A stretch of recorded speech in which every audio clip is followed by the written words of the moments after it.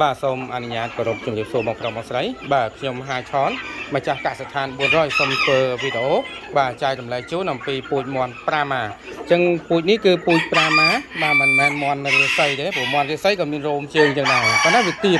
ប៉ុន្តែបើប្រាម៉ារោមជើងគឺវាខ្ពស់បងប្រុសបងស្រីឃើញណាហើយពណ៌ស្អាតណាពណ៌មាសនោះពណ៌មាសពណ៌តសក់បាទពណ៌តសក់បាទនេះសក់ស្រូវបាទនេះពណ៌តសក់ស្រូវបាទហើយមានខ្មៅមួយខ្មៅនេះមេទេខ្មៅនេះមេ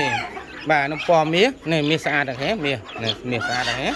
មាសស្អាតដល់ឆ្អិនចៅតែម្ដងនេះហ៎មាសបាទ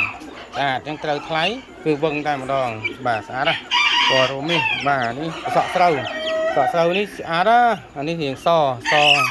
សក់បាទហ៎ម្យ៉ាងម្នាក់ណាបាទនេះហ៎មើលរៀងគេអួតរៀងបាទអញ្ចឹងបងប្អូនត្រូវការត្រូវឆាតសួរបានត្រូវផ្ញើទៅគ្រប់25ខែត្រង់អរគុណកសិដ្ឋាន400សើកន្លែងប្រកាសពូជមាន់លំអមាន់ស្រាយចម្រុះក្នុងនេះបាទមានតាមតម្រូវការបងប្រុសស្រីបាទអរគុណជួបគ្នានៅវីដេអូបន្តទៀតណាបាទ